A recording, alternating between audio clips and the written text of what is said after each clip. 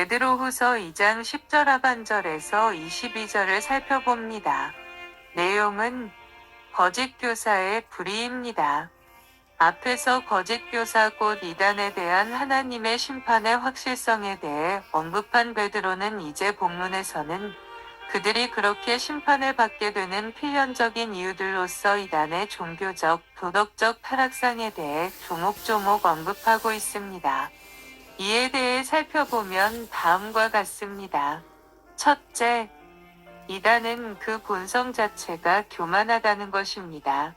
때문에 훨씬 큰 힘과 능력을 가진 천사들조차도 자신이 마땅히 써야 할 위치를 넘지 않고 본분을 지키는데 이들은 마치 이성 없는 짐승 같아서 하나님을 회방하며 자신들이 알지도 못하는 일들에 대해서도 비방하고 헐뜯는다는 것입니다. 둘째, 이단은 도덕적으로 극도로 방종하여 세상 연락을 즐길 뿐만 아니라 그 일을 쉼없이 행하되 음심이 가득하며 불의의 삭슬 사랑한다는 것입니다. 셋째, 이단은 과거의 죄악된 행위들을 버리고 이제 막 새로운 마음을 가지고 신앙생활을 시작하려는 초신자들을 미혹하여 다시 육체의 방탕과 타락에로 떨어지게 한다는 것입니다. 베드로는 이렇게 이단의 종교적, 도덕적 타락상에 대해 열거하면서도 계속해서 이런 자들은 반드시 멸망의 심판을 받게 될 것이라는 사실을 거듭 확인하여 주고 있습니다. 이에서 우리가 특별히 주목해야 할 것은 세 번째 사항입니다. 초대교회 당시 교회에는 이제 막 그리스도의 복음이 전파됨으로 인해 갓대종한 이방인 성도들이 많이 있었습니다. 이들은 아직 과거의 죄악된 행위들을 온전히 버리지 못했을 뿐만 아니라 그리스도의 복음에 관한 충분한 지식도 제대로 가지고 있지도 못한 상태에 있는 사람들이었습니다. 거짓 교사들은 주로 이런 초신자들을 집중 공략하여 구원은 율법의 행위가 아니라 믿음으로만 얻는다는 이신득의 진리를 악용하여 그들에게 그리스도를 믿는 순간 구원은 보장된 것이며 무슨 행위를 하든지 어떠한 법적 제한도 받지 않는다는 잘못된 그리스도인의 자유에 대해 가르침으로써 그들을 종교적, 도덕적 방종애로 이끌어가는 것입니다.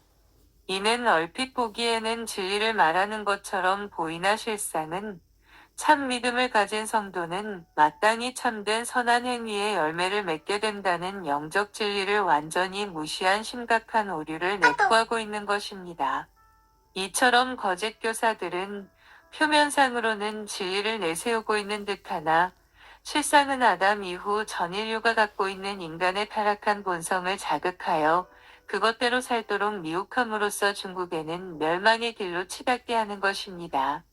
이러한 이단의 교묘한 책동은 비단 초대교회 당시에만 있었던 것이 아닙니다.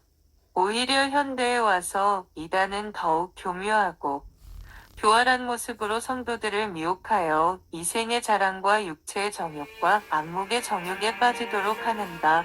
성도들은 이를 철저히 경계하지 않으면 안 되는 것입니다. 성도는 그리스도 안에서 자유하나 그 자유로 악을 가리우는데 쓰지 말고 오직 하나님의 종과 같이 하라는 베드로의 교훈을 깊이 명심해야 할 것입니다. 베드로후서 2장 20절에서 22절을 살펴봅니다. 거짓 교사의 미혹에 대한 경계 앞에서 거짓 교사 곧 이단의 종교적, 도덕적 불의에 대해 신랄하게 비판한 베드로는 이제 본문에서는 이에 대한 결론적 권면으로서 거짓 교사들 또는 거짓 교사들의 미혹에 빠진 자들의 비참한 최후 상태를 개화돼지에 비유하여 비난함으로써 간접적으로 성도들이 거짓 교사에게 미혹되어 이 같은 어리석음을 범하지 않도록 경계하고 있습니다. 본문에서 개화돼지에 비유된 자들은 곧 우리 주 되신 구주 예수 그리스도를 지적으로 알고 옛 죄악된 행위들을 버리며 또 심지어 입술로 신앙 고백까지 하나 실제로는 참 믿음을 가진 적이 한 번도 없는 자들을 가리킵니다. 베드로는 이들을 참 믿음을 가진 성도들의 무리와 대별되는 저희로 분명히 지적하여 표현하고 있습니다. 이로 볼 때 본문은 분명 참 믿음을 가진 성도가 그 믿음을 잃어버리고 다시 타락할 수 있음을 말한 것이 아닙니다. 오히려 이는 그리스도를 참 믿음으로 영접지 아니하고 단지 지적으로만 알며 형식적으로만 그리스도인인 체하다가 다시 세상 죄악 가운데로 돌아가는 자들의 속성을 잘 드러내 보여주고 있는 것입니다. 그러나 이는 간접적으로 성도들에게 이단에 미혹되어 범죄에 빠지지 말 것을 경계하고자 하는 의도도 포함하고 있습니다. 즉, 참 믿음을 가진 성도는 결코 완전히 타락으로 떨어지지는 않으나 죄악된 본성은 여전히 지니고 있는 연약한 존재라 범죄에 빠질 수는 있기에 개화되지라는 극단적인 비유를 들어 이를 경계한 것입니다. 여기서 우리는 실로 단지 입술로만 예수 그리스도를 주님으로 고백하고 있지는 않은지, 그리고 우리 자신이 가진 믿음대로 우리의 삶이 변화되고 있는지 겸손하게 돌아보아야 할 것입니다. 감사합니다.